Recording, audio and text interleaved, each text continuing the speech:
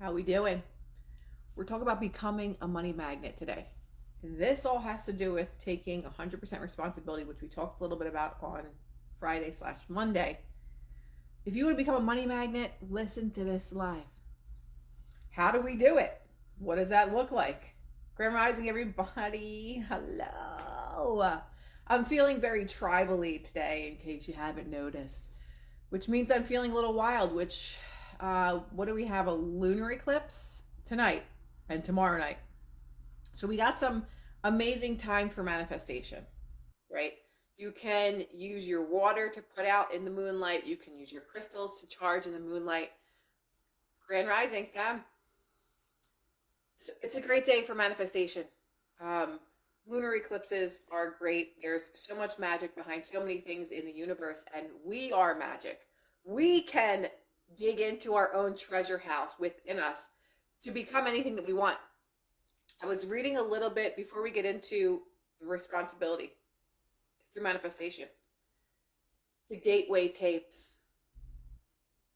So the gateway tapes are, a CIA document. I think it was around like 1983 that they declassified, or that it came about. Not that it came about, but the workings of it and just the knowledge of it. I started to do the gateway tapes probably, maybe it's like 2 years ago now. And that helps you to merge both hemispheres of your brain, right? And when I did these tapes, there were some weird things that happened. There's really incredible sounds. It uses different binaural beats to sync the hemispheres of your brain, which helps you to literally alter your world, your reality, your universe, whatever it is that you want to call it. And the things that I saw were a little freaky and strange. And there's a place called the Monroe Institute where they teach you how to do this, where they teach you how to sync both hemispheres of your brain. And it was an experiment to see a lot of different things. And this CIA document talks about how reality is just a holographic image, that everything is holographic.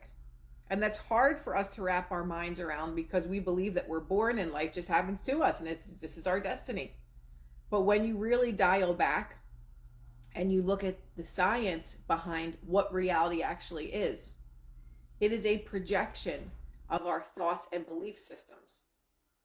So if you're constantly being pumped fear all the time, and you're one of millions of people that watch TV or watch the news, the projection of your reality is going to look different than the projection of the reality of someone who only looks at how amazing life is and how sees life through the lens of happiness, abundance, and all these things.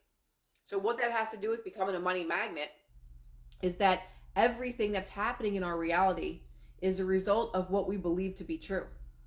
So if you have beliefs about money that it's so hard to come by, I have to work extremely hard to make money. I have to break my back and be in pain in order to make a small amount of money. Money, what do you think? Money grows on trees? These are all programmings that we've been programmed with since childhood. What are some of the things that you have believed about money? Comment in the comment section about your beliefs about money. We don't have enough. How are we going to pay these bills? I can't afford that right now. I'm so broke. What is your thoughts about money? Because when you understand what your beliefs are about money and finances, you'll understand why your bank account also reflects that. You can't have a lack mentality or a victim mindset. Have to work hard to get it. You have to save. You have to save only. So that's my father. You better be saving all this money. What are you doing with all this money? You better be saving all this money. I'm like, save it for what? Not because I spend it all, but because I know that I'm going to continue to get it. When someone believes that you have to save all of your money, it's because you believe that there's a lack of it. So you have to hold on to it. Karen says we can't afford that. Yeah, my parents taught money is fear. That internal worry about not having enough. Exactly. So we all have these belief systems. Unless we were brought up into a wealthy family and the belief system around money is just like, of course I have money. That's not even a thought. Like, I don't have to think about money. When you get to that type of place in your life, everything will shift. Your bank account will shift, your life will shift, everything will shift. So going back to the gateway tapes, they say that reality is a holographic projection of what we think. And that what we think and believe and we feel, the universe is picking out every single puzzle piece that is in alignment with what you think and feel. So if you think and feel, I don't make enough money, my job never pays me enough money. If I just work more hours this week, I can make this amount of money so I can pay this bill. The universe has to pick out every single little piece that vibrates on that lack mindset. And your week is always going to be hard. Every day is going to feel like a struggle. But when you start to change the mindset around money, it's harder for some people than others. For me to rewire my brain with money was way easier than it was to rewire my brain about a healthy relationship. The money part was deeply ingrained, but not as deeply ingrained as the lack of nurturing that I had growing up. It was chaos in my family. It was very chaotic. So that is my innermost programming. The money part was also a struggle, but it wasn't as deeply rooted in me as the struggle of love and normalcy and calmness. So when I was starting to reprogram my mind for wealth, Joe Astrid, it happened a lot easier.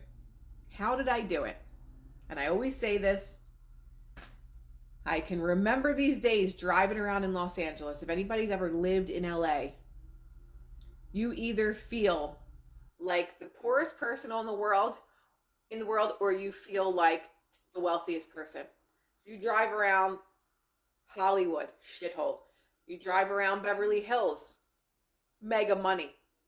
So it just depends. Like every day you see different things. You see struggling actors, actresses, singers, artists, homeless people, crazy people. So it's hard, it's challenging to have a really, really positive mindset when you live in a space where you see people that are constantly struggling. It's the overall energy of that space is struggle. But if you go to Beverly Hills, ain't nobody struggling in Beverly Hills. What is the difference? It's less than a mile apart between West Hollywood and Beverly Hills. What is the difference? People that have a mindset that money is easy to make. I don't give a shit what anybody says. I'm making my millions. Is Hollywood poverty stricken? If you go and drive around, you'd be like, wow, this place looks like an absolute shithole. When my mother first came to Hollywood, she was like, this is where you live? Like, I lived in a good area. But if you go a couple blocks up, it's just shitty. It's low vibrational. You can feel it. You can feel how miserable people are because they're not becoming the movie star that they always believed that they were. Like, people move there and it's the boulevard of broken dreams. Because everybody wants to go there, goes there with a dream, and then within a year, 2 years, you become addicted to drugs, alcohol, whatever. I never got into that stuff, but I watched it happen with people. I watched girls become escorts and prostitutes, girls that I knew, because it's a mindset. If you go there and allow that energy to take over your energy field, you will become just like that environment. But if you go into an environment where it's just so uplifting, it's so positive, that's why people go to retreats, because it changes your mindset. It changes the way that you think and see things, because you're around really powerful people that are teaching you how to be more powerful. Karen says that's why there's so many songs about it in Hollywood.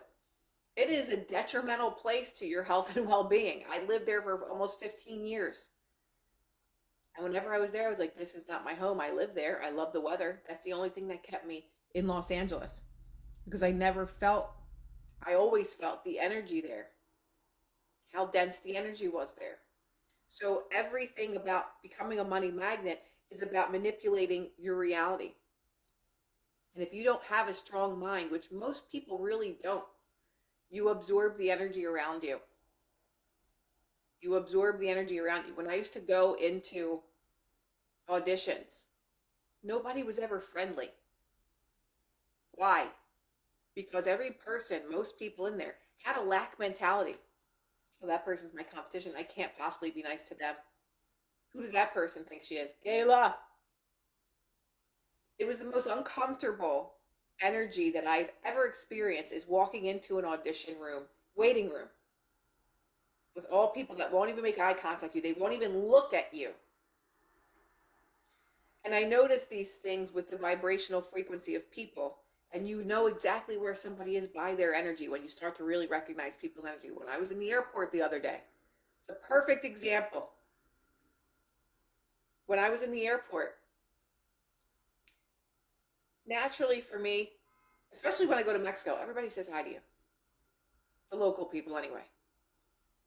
Hola, hola, hola. Like everybody's friendly. And then you come back to a place like the US where people act like you don't even exist. But then you go to an airport. I called my sister because I'm like, you guys are going to laugh at me for saying this. You'll be like, you're a bitch for saying this. I'm like, you have to see the slop that walks around in this airport. And I'm sorry if this offends anybody. But if you leave your house with rollers in your hair, a shower cap, your pajamas, your dirty slide shoes, and you walk out into public like that, like you're just not showing up for yourself and you don't give two shits about anything that happens to you in your life. If you show up anywhere looking like that, but go to the airport and go observe people. Go to the airport, this is two things. Go to the airport and observe people, but then go in the airport and observe the type of food that they give you as a selection at the airport. Cheetos, Doritos, Pringles, all things that are going to poison and toxify the body.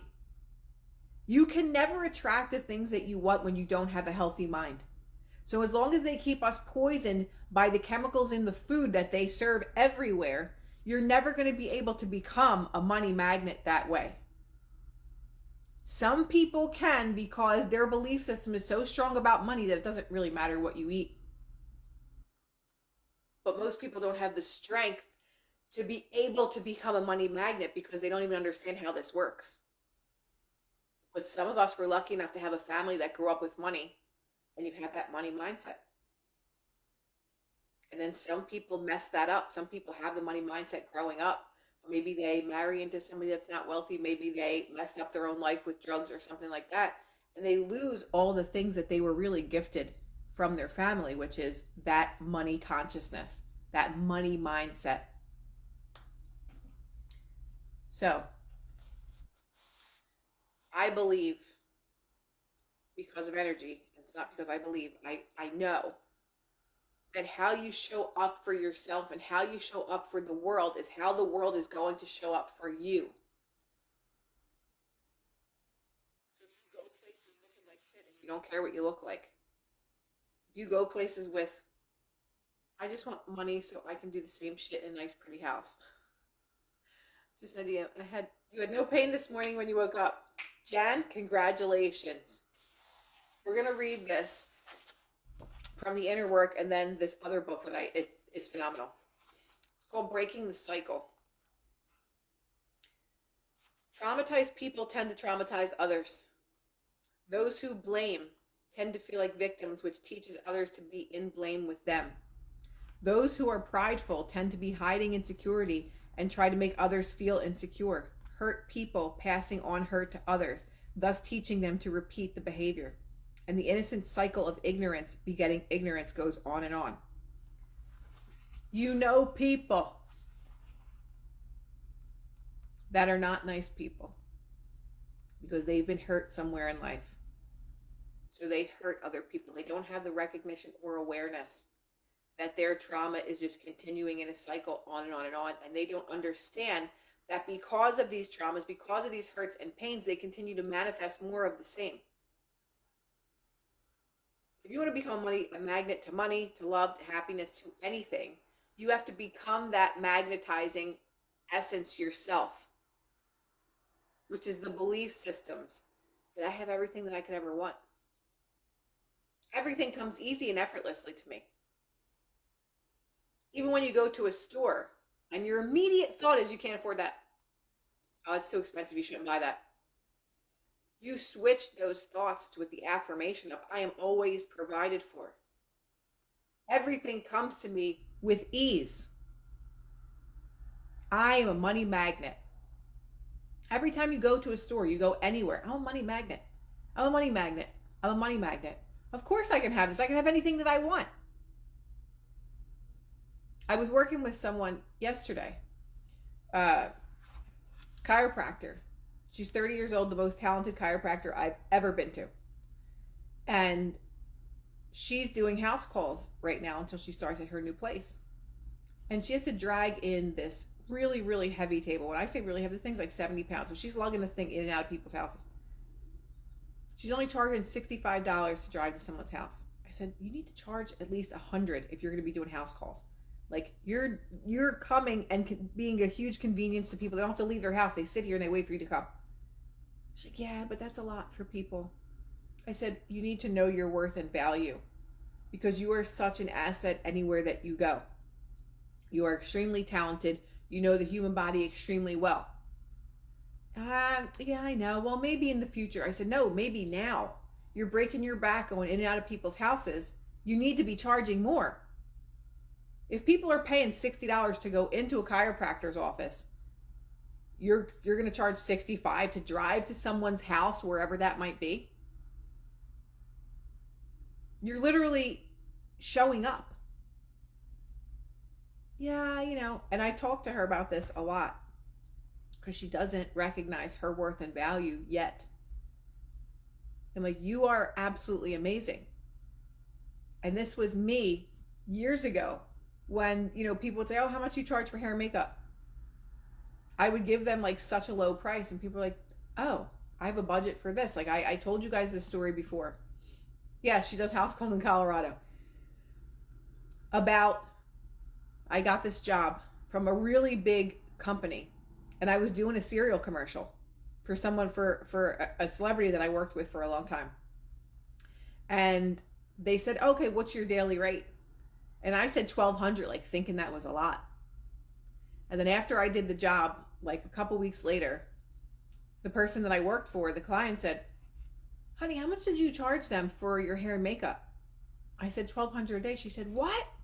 They had a budget for you for $10,000.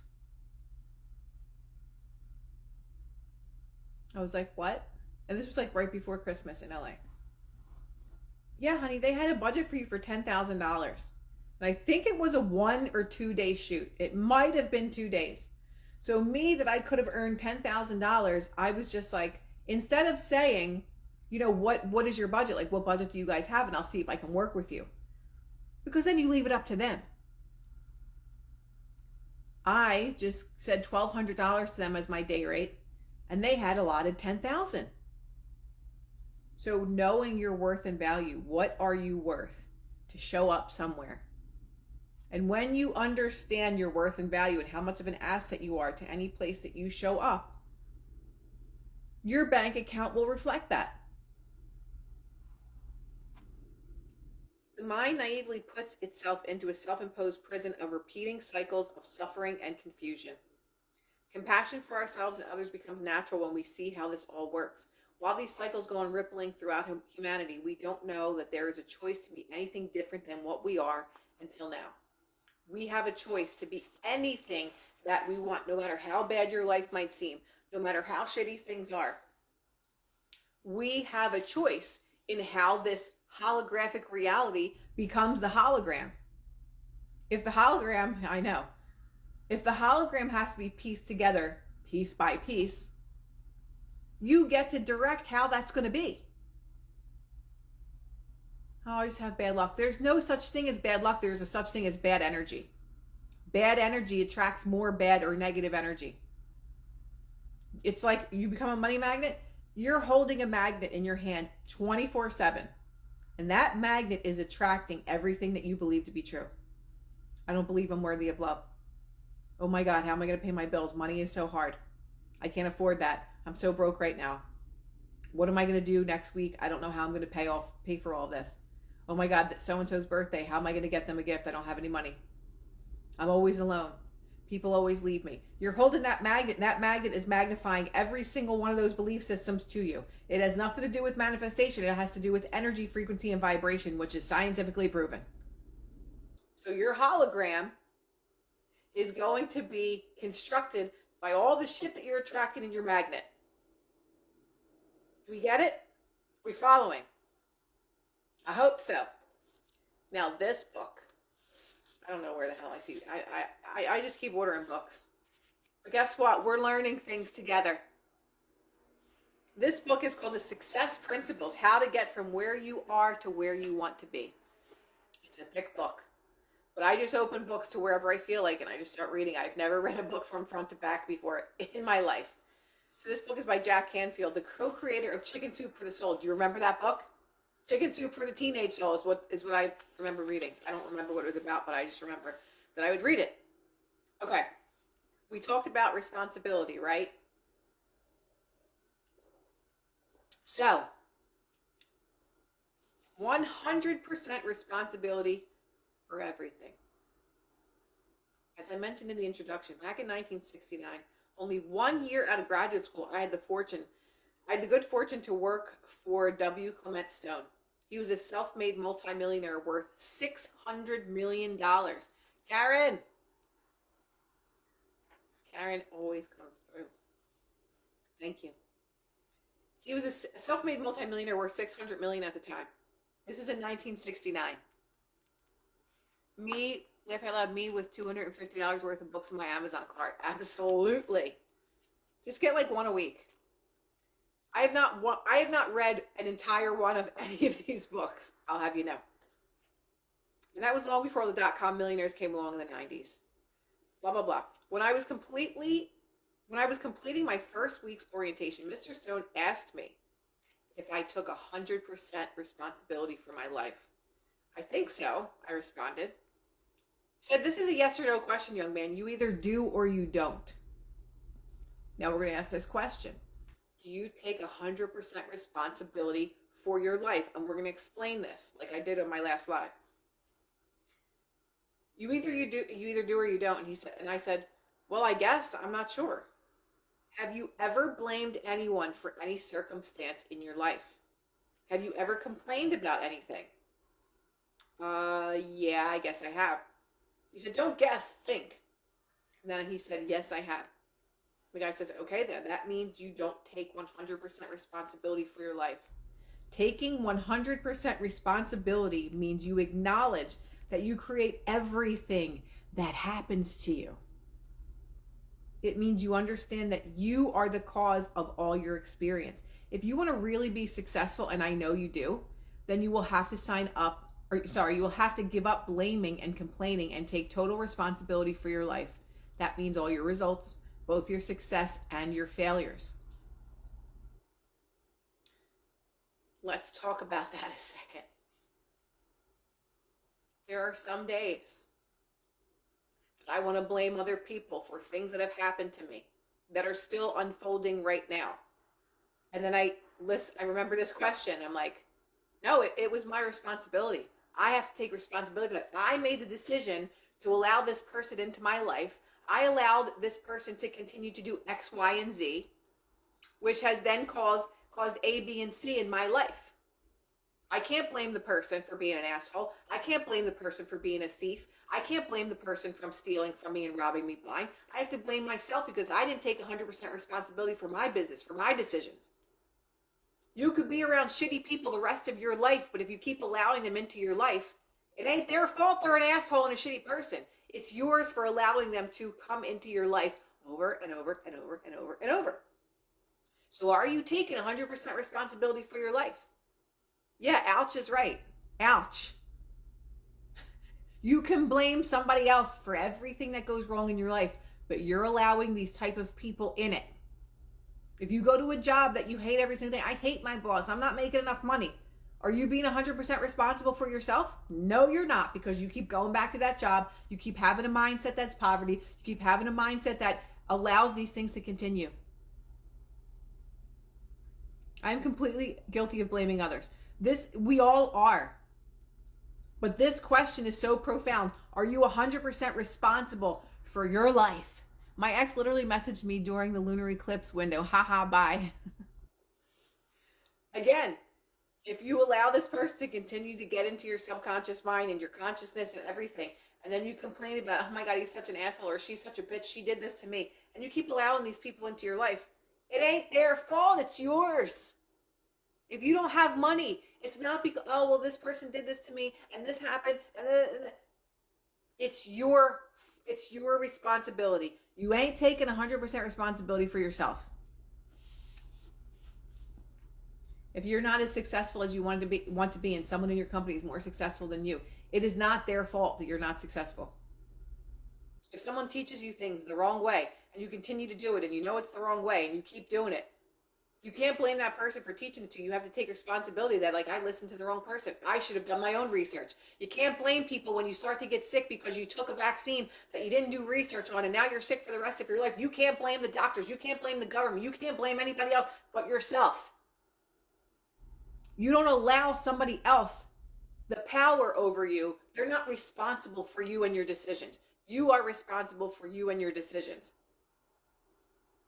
If you listen to people that don't know what they're talking about, but you trust people blindly and they lead you astray, it ain't their fault, it's yours. There is no blaming the government, blaming the president, this, that. When people had the worst year of their life during COVID, I made the most money I ever made until now.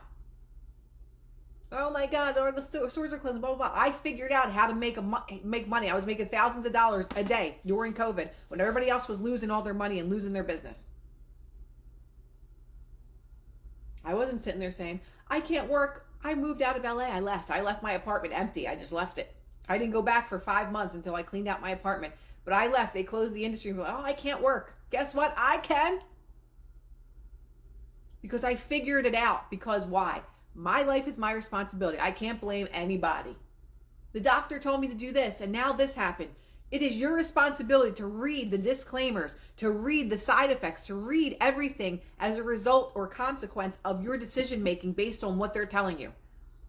My dog has 3 vets. He has 3 holistic vets. He has an energy healer. I don't listen to any of them. I'll listen to what they say, and then I go and research everything that they say, and I say, okay, I'm making the best decision for him. His cardiologist said he has to take this medication. I read the side effects: death, kidney failure, liver failure. Said absolutely not. He's not taking it. Oh, how's your dog doing? I said, he's doing amazing. Oh my God, that's great. Yeah, he's never taken that prescription drug. Thank you. Because why? I'm responsible for the things that are happening in my life here.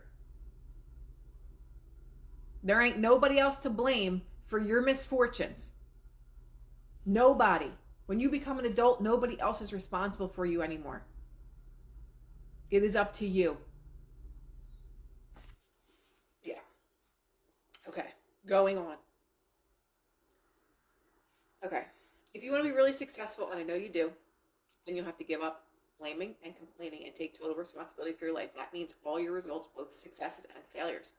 That is the prerequisite for creating a life of success. It is only by acknowledging that you have created everything up until now that you can take charge of creating the future you want. You see, Jack, if you realize that you have created your current conditions, then you can uncreate them and recreate them at will. Do you understand that? Yes, sir, I do. Are you willing to take 100% responsibility for your life?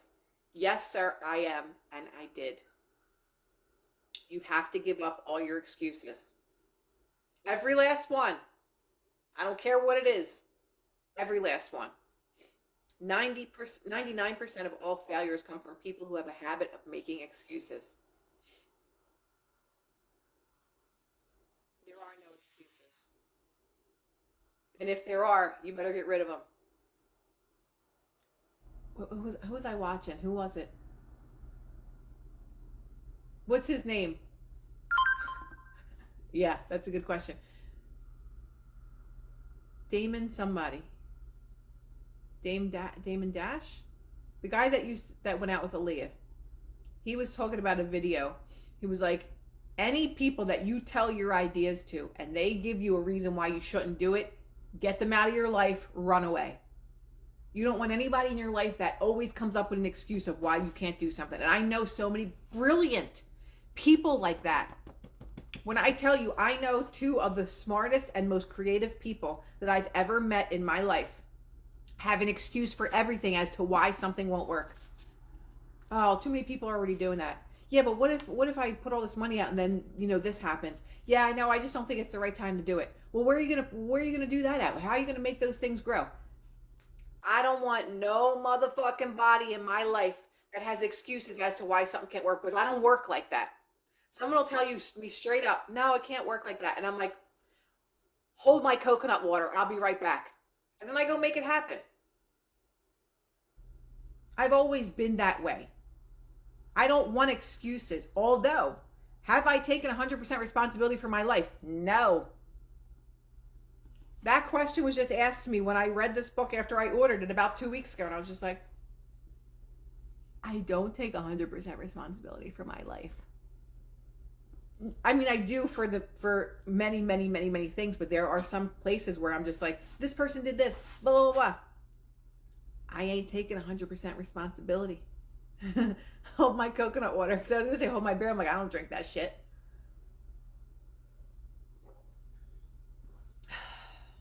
This question got me fired up today. I don't know if you can tell. I can't tolerate people. Let them crack on. Yes.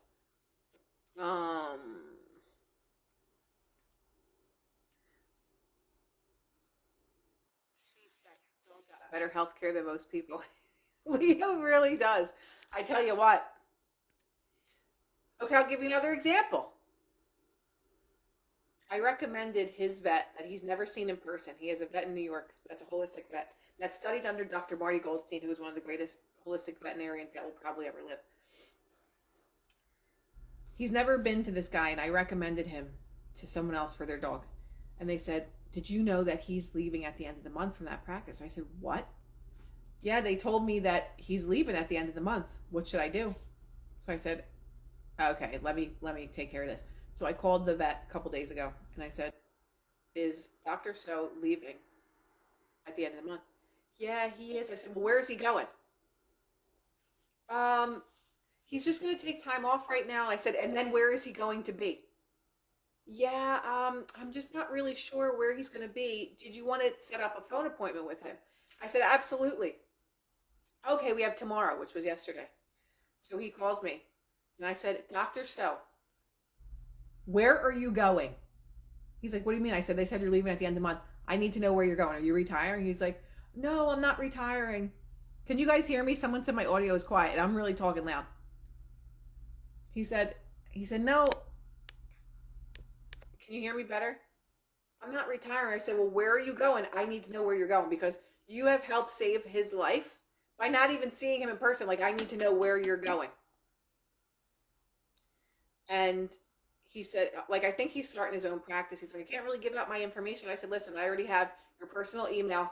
I will stalk you. You are still treating this dog. And he's like, oh, thank you so much. He's like, yeah, absolutely. He said, I will. He's like, I'm trying to put up a website. Will you write a review for me? I said, yeah. So when we don't take no for an answer, when we are bold enough to ask for the things that we want, we will always get them.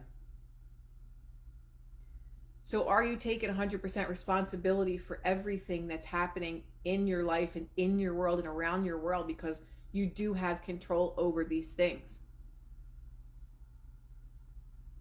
How do I spell his name? S-E-O. Dr. So. He's at Smithridge in New York. This guy is incredible. But I'm just giving you that scenario and story because it's our responsibility to take our world and our life by the balls. So, it is up to us to get these things done that we need to get done in life. It's not up to anybody else. You have to give up all of your excuses. No, I'm not taking full control or responsibility if honest. Most of us aren't. When we ask ourselves these questions, And then we explain like what that really means. You're just like, yeah, I'm not. If you want to create the life of your dreams, then you are going to have to take 100% responsibility for your life as well. That means giving up all your excuses, all your victim stories, all the reasons why you can't and why you haven't up until now, and all your blaming of outside circumstances. Everything that happens to you is emanating from you first. This is why I always talk about people that were abused earlier in life will then attract abusers in all future relationships until they change their consciousness from a victim consciousness. Yes, you have to give them up all forever. You have to take the position that you have always had the power to make it different, to get it right, to produce the desired result. For whatever reason, ignorance, lack of awareness, fear, needing to be right, the need to feel safe, you chose not to exercise that power. Some harsh truths, but very needed. We all need it. Who knows why? It doesn't matter. The past is the past. All that matters now is that from this point forward, you choose. That's right, it's a choice. Because it is. Do I want to continue to be a victim? Do I want to continue to be afraid of everything? Do I want to continue to think every day nothing's going to work out for me? Or do I want to say everything works out for me easily, even if you don't believe it? Fake it till you make it. Fake those thoughts until your mind naturally thinks those thoughts. Everything happens to me for my greatest and highest good. Show me how good it can get today. Ask the universe for a gift. I asked for a gift last week. What did I get? I got something. I was like, in 24 hours, I want to get an unexpected gift from someone. And I don't remember what it was. I actually think, yes, I do. Lies. It's on my neck. It was this necklace. Literally. I said, in 24 hours, I want a gift that's just unexpected. And it was this necklace. Quartz. Beautiful quartz necklace. Ask. Ask for a gift in 24 hours. I expect to get a gift from somewhere. Doesn't have to be big. It can be big, can be small. I expect a gift within 24 hours. That's your homework. You're welcome. That is your homework this week. End. Is asking for a gift. In 24 hours, I'm going to get a gift. I don't know where it's coming from, but I'm getting it. But you got to recognize when you're getting it. Maybe it's someone buying you a cup of coffee. Maybe, I don't know. Maybe an apple falls from a tree at your feet and you're like, oh, thank you. Question, do we say it out loud or in our heads? It doesn't matter, because our thinking, not our speaking, our thinking and our innermost beliefs in here is what manifests our reality. So it doesn't matter if you're in your car screaming at the top of your lungs. That is feeling, right? Feeling is a secret to manifestation. But it doesn't matter if you say it out loud or if you say it in your mind, because everything happens in your mind first. We're 99% in our heads. That's where the manifestation comes from. I'm learning, trying to push out lack mentality thoughts. Let's all do it and see what happens. Whoever does this exercise of asking for a gift within 24 hours, I want you to send me a DM, please. And then I'll repost it in my stories. This is our homework. I actually would love to make a reel of everybody that asks for something in 24 hours. I'm asking for a gift. Thank you, universe, for sending me a gift in 24 hours. I'm so excited. I've missed these lives. Love your energy, wisdom, and honesty. You're definitely going to get honesty here. That is our homework. Send me a DM when you get your gift, whatever it is. I don't know what it'll be. Oh, a bird shit on my head. It's good luck. That's your gift. I don't know.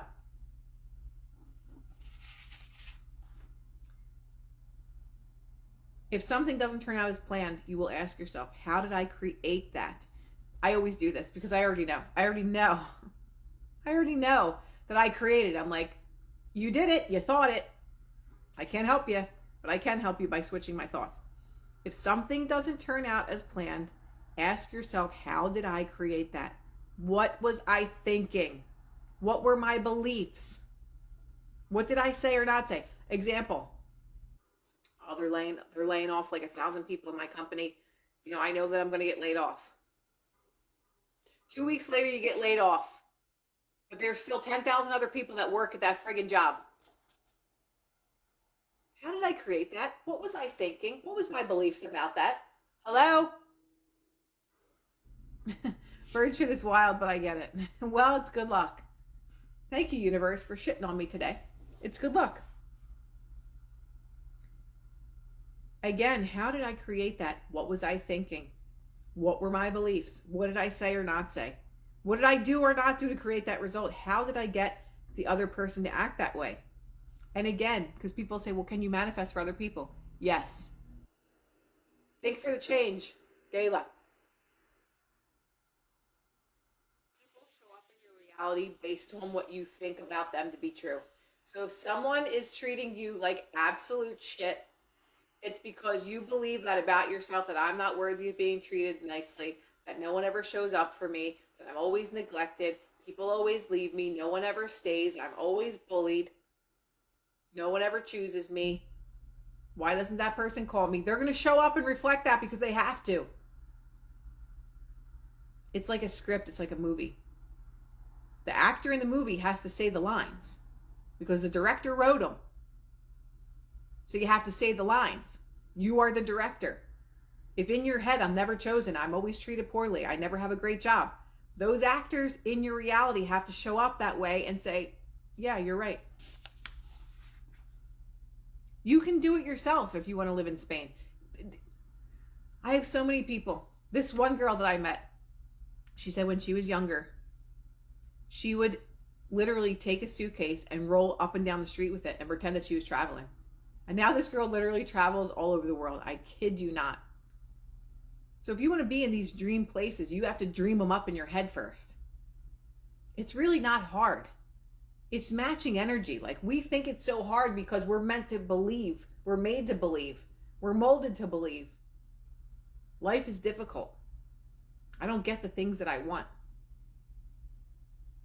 I was at a restaurant on Highland and Fuller or something in Hollywood with two of my friends. And I said, I really want to start to travel and I'm ready for a relationship. They're like, what did you just say? This is 10 years ago, maybe less. I said, yeah. They're like, what? Within a week, I met the person that became someone that I now have forgotten about, but I was with that person for a really long time. And I also got an offer to travel around the world on a private jet. In a week, 2 weeks, less than 2 weeks. You speak this into your existence. You speak it. That's it. That's it. It just happens. When you make up your mind, like, yeah, this is what I want, it just shows up. I wasn't specific enough with that relationship. It was a nightmare, but still. What can I say? This is a great book, though, The Success Principles. It is a thick book. Just open it up and start reading it from somewhere. I'm going to repost this live. I am creating an ebook right now about this manifestation stuff. It's going to have different like prompts and things and journal things and whatever. And I'm also going to do a hardcover of it because I think it's really necessary and I'm really excited about it. And I feel, I was going to say I feel that this is the direction that I need to go in for my world, for my reality, for my universe, and whoever is in that. Because there's too many people in a state of suffering. And you don't have to be in a state of suffering. You're creating your own suffering, as I've explained. So if you want to change your life, love you too, Chris. Gayla, I believe. If you want to change your life, like you can. Do anything that you need, anything that you want to have, you can. Your homework is, thank you so much for this gift that I'm going to receive in 24 hours. This, I forgot that I did this. This is literally last week. I manifested in 24 hours. Thank you so much, universe, for giving me a gift in 24 hours. Love it. So that's your homework. And then you're going to send me a DM. When you get your gift, you're going to send me a DM of what your gift was. Pay attention. Like, oh my God, that's my gift. It could be that someone opened a door for you. It could be that someone bought you a car. It could be big or little. That is your homework. I'm so excited for the gift that I'm going to get within 24 hours. Thank you, thank you, thank you.